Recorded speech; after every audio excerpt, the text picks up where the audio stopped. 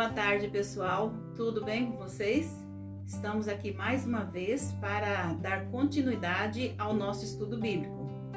E hoje nós vamos estar estudando a lição de número 4, o plano da salvação. Mas antes vamos cumprimentar vocês, desejando que a paz do Senhor esteja com cada um de vocês, aonde esse vídeo chegar, que Deus possa estar abençoando você com toda a sua família, o seu lar, e que Deus esteja sempre entre vocês, dentro da casa de vocês. E aqui estão nossos auxiliares. Oi, tudo bom? Olá, pessoal.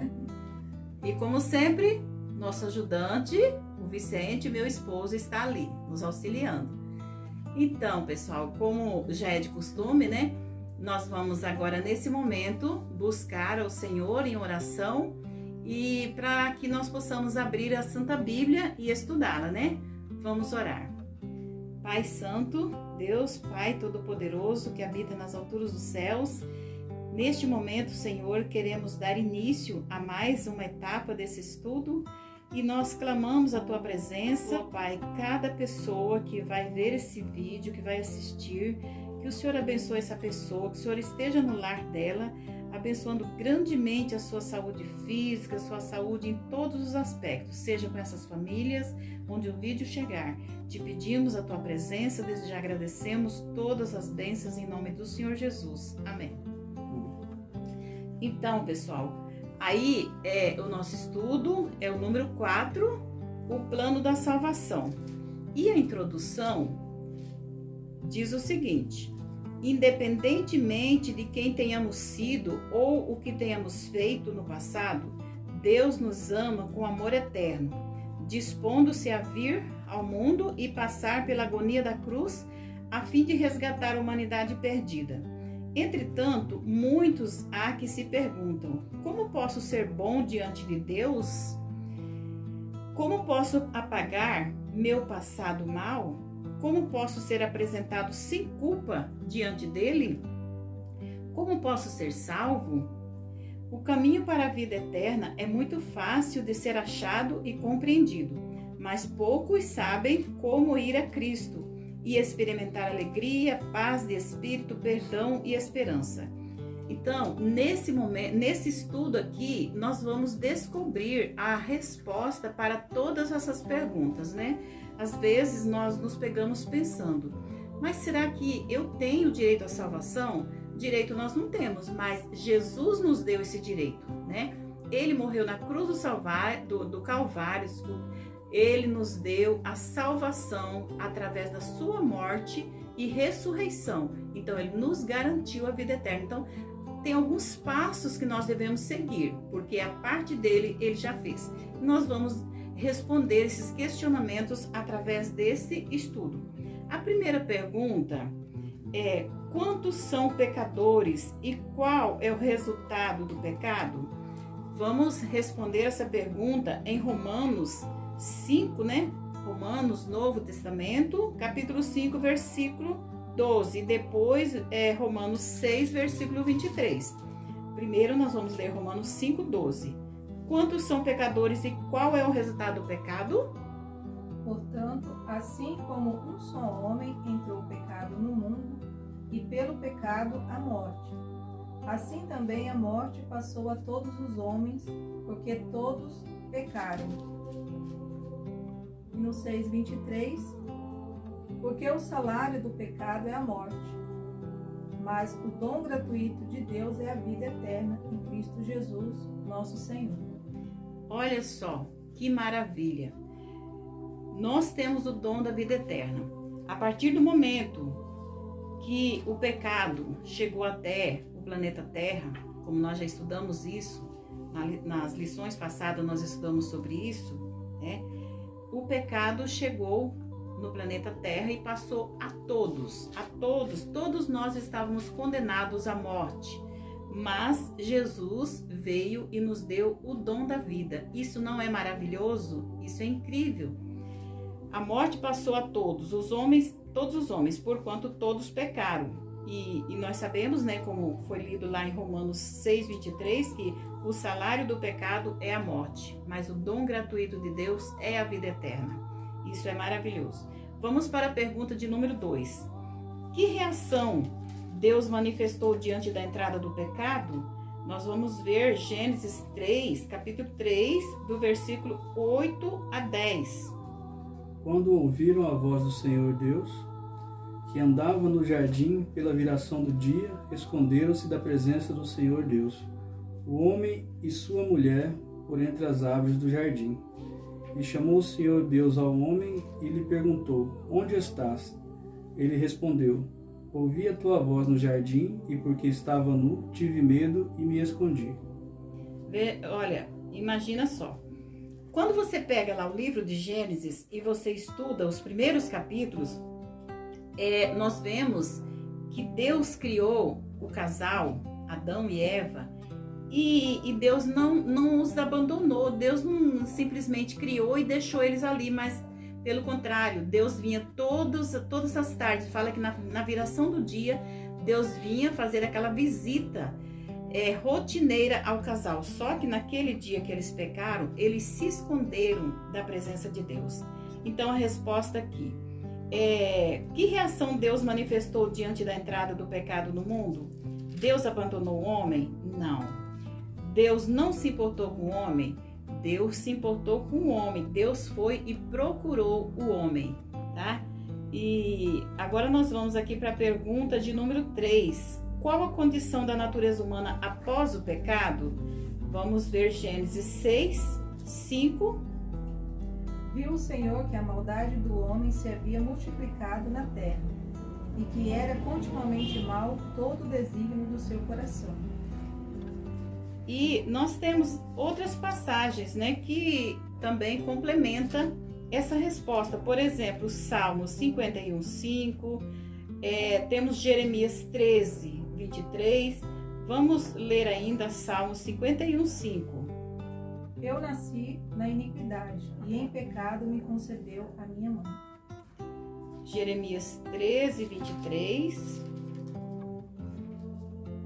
Jeremias 13:23. Pode acaso o etíope mudar a sua pele, ou o leopardo as suas manchas? Então, poderíeis fazer o bem estando acostumados a fazer o mal? E Mateus 15:19, o que diz?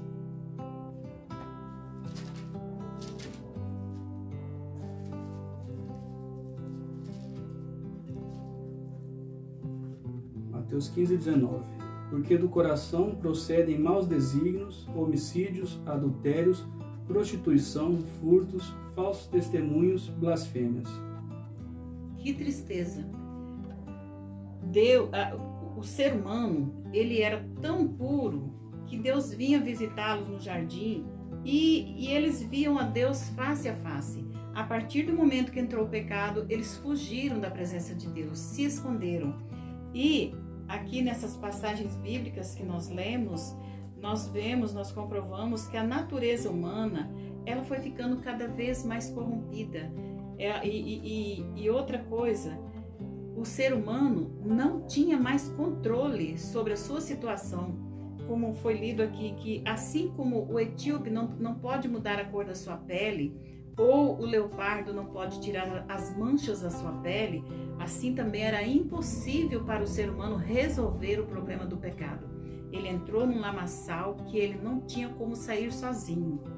Então, como ficou a condição da natureza humana? Ficou mais santa? Não. Tornou-se corrompida e depravada.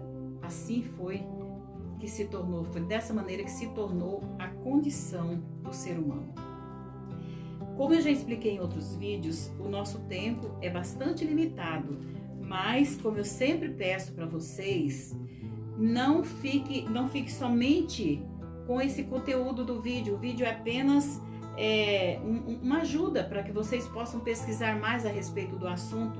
Vocês podem pegar a Bíblia de vocês e aprofundar nesse estudo, estudar mais, tá? E descobrir coisas novas que às vezes nós não tivemos tempo de falar aqui. Mas é necessário que vocês comprovem tudo isso na Bíblia de vocês, para vocês verem que nós não estamos inventando nada. E a Bíblia é uma só. O que nós estamos lendo aqui na nossa, você vai ver na sua. Então, é necessário que você comprove na sua Bíblia, tá? E nós vamos para a pergunta agora de número 4. Quais são outras características da natureza humana pecaminosa? Efésios, capítulo 2, versículo 3 e depois Efésios 4, 18. Entre os quais também todos nós andamos outrora, segundo as inclinações da nossa carne, fazendo a vontade da carne e dos pensamentos. E éramos, por natureza, filhos da ira, como também os demais. E 4:18. Obscurecidos de entendimento alheio à vida de Deus por causa da ignorância em que vivem pela dureza do seu coração. E ainda 1 Coríntios, capítulo 2, versículo 14. Ora, o homem natural não aceita as coisas do Espírito de Deus, porque eles são loucura, e não pode entendê-las, porque elas se discernem espiritualmente. Veja bem, aqui nós ainda não vamos ler todas as passagens bíblicas, porque são várias, mas eu vou passar para vocês as outras passagens bíblicas a respeito dessa pergunta, que você pode pegar a sua Bíblia e ler. Romanos, capítulo 7, do versículo 15 até o 19, depois o versículo 23 e o versículo 24 de Romanos 7, tá? Para complementar essa resposta. Querer o bem está em mim, mas não consigo efetuá-lo. O homem natural não compreende as coisas de Deus. Isso aqui foi um grande homem bíblico, né, que fez essa afirmação, o apóstolo Paulo, que tem muito escrito lá no Novo Testamento, né, tem as cartas, e o apóstolo Paulo, por nós considerado uma pessoa de Deus, e ele tinha essa dificuldade dentro do coração dele de fazer aquilo que era bom. Ele escreveu: querer o bem está em mim, mas não consigo efetuá-lo. O homem natural não compreende as coisas de Deus. Imagina uma pessoa como Paulo tinha suas dificuldades. Imagine nós, ele tinha suas provações. Imagine nós. Então é necessário realmente nos entregarmos completamente à vontade de Deus. A pergunta de número 5: que plano Deus estabeleceu para nos salvar da morte eterna, aquela morte eterna que Lúcifer conseguiu levar lá no Jardim do Éden e condenou Adão e Eva à morte eterna a partir do momento que eles desobedeceram a ordem de Deus.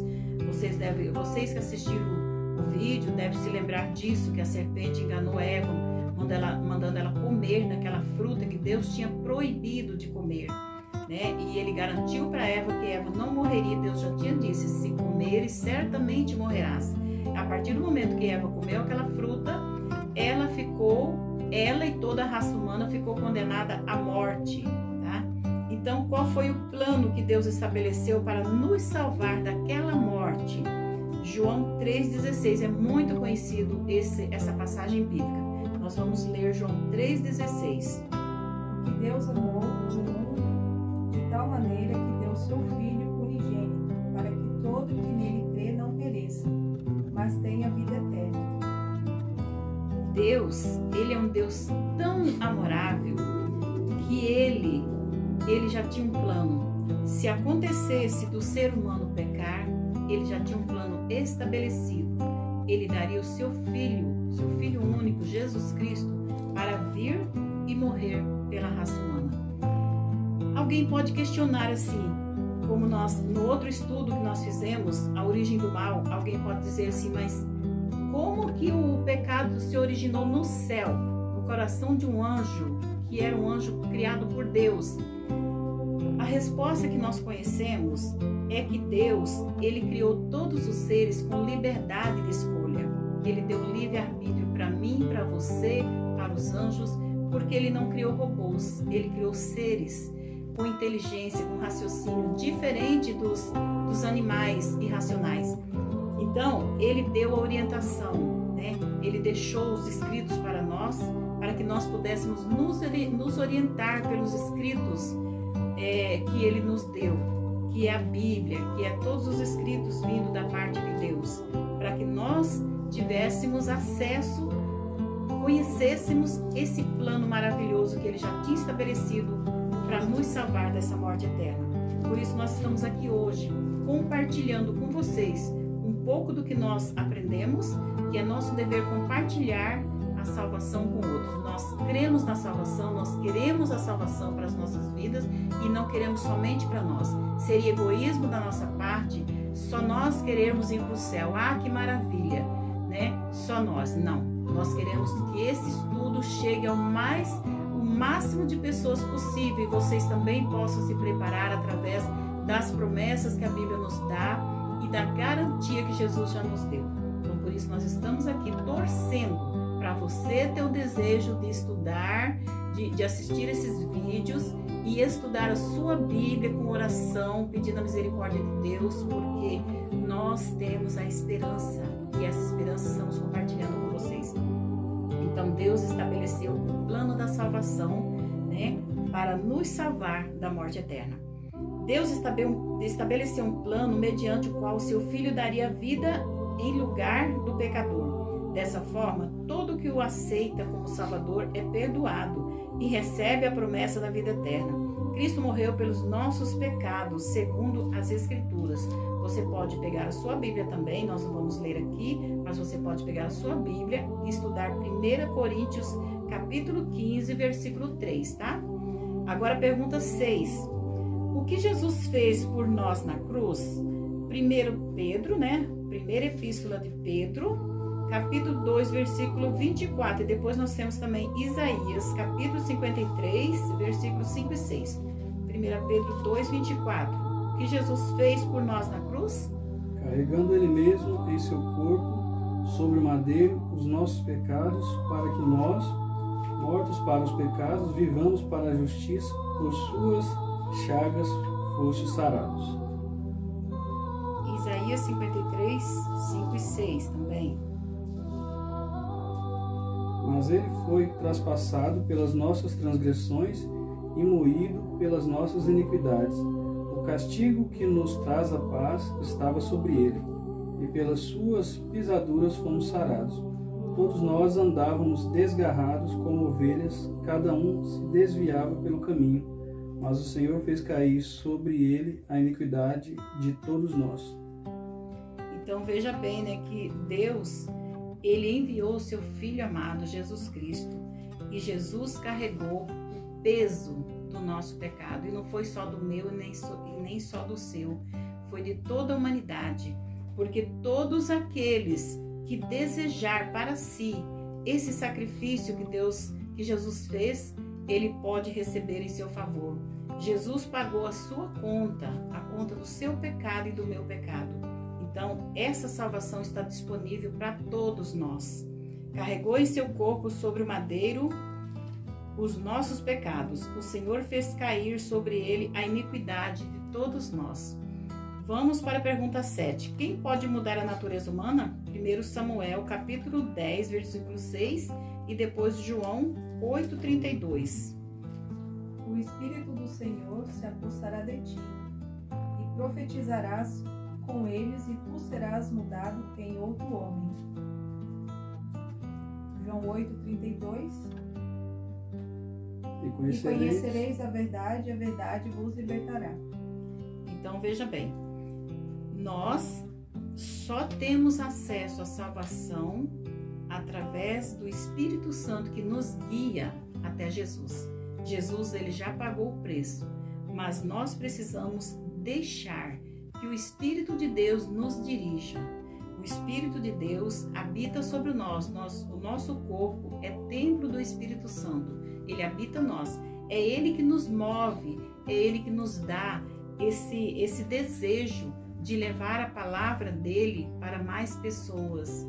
É Ele que tira de nós o egoísmo de ficarmos parados achando que só nós temos direito à salvação.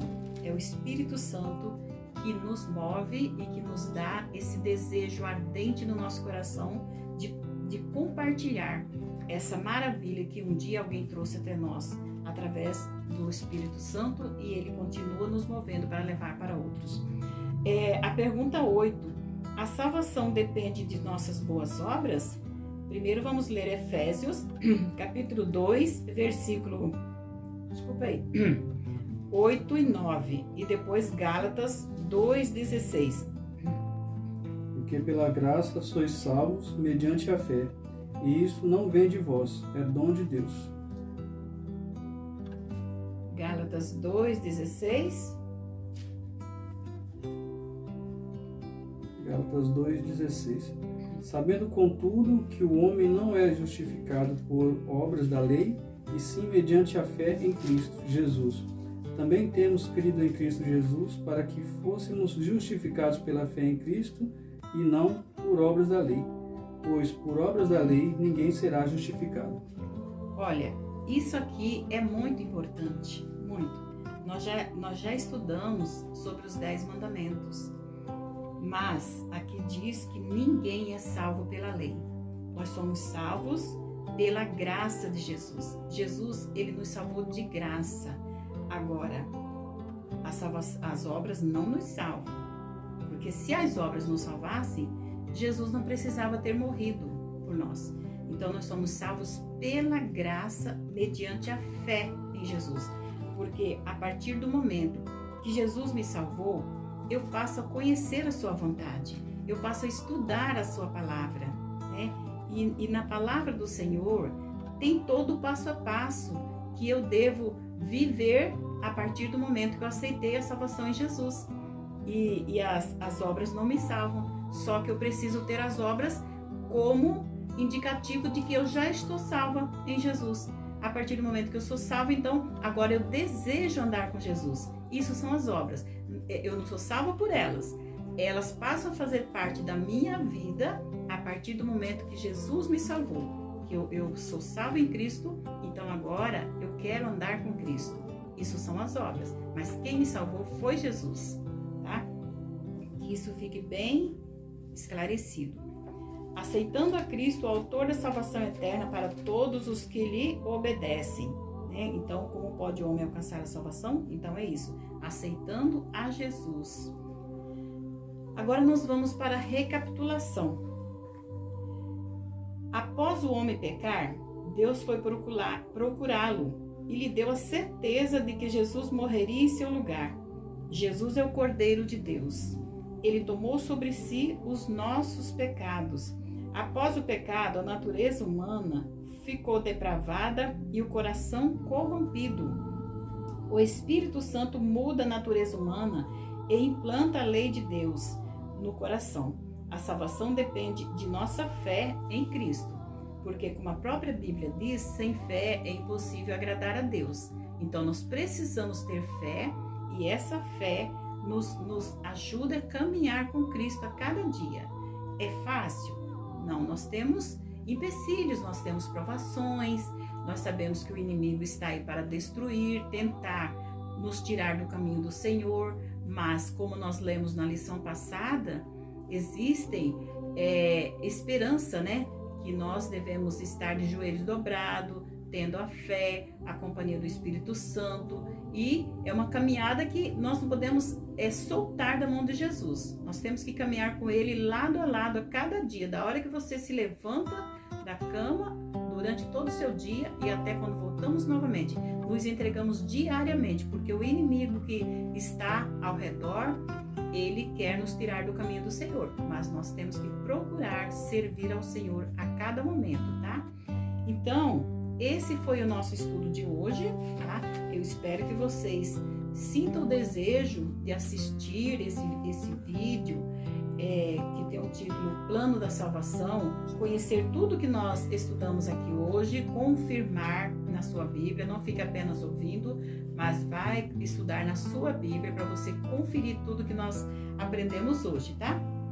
Nós vamos ficando por aqui, desejando que o Senhor Jesus esteja no seu lar, te abençoando, te livrando, protegendo, de todo perigo, de todo mal a você e sua família, tá? Então, deixo aqui um tchauzinho para vocês. E não se esqueçam de se inscrever no canal Mara Diversos, tá? Eu estou gostando das visualizações, mas nós estamos com poucos inscritos. Se você gosta do conteúdo, se você acha relevante, se você acha que é importante, compartilha com alguém que você conhece, tá? Se inscreve, porque se você se inscrever, você está nos ajudando a pregar o Evangelho. Uma parte dessa função você está fazendo também conosco. Então, é um pedido que eu deixo aqui. Se inscreva, dá um like.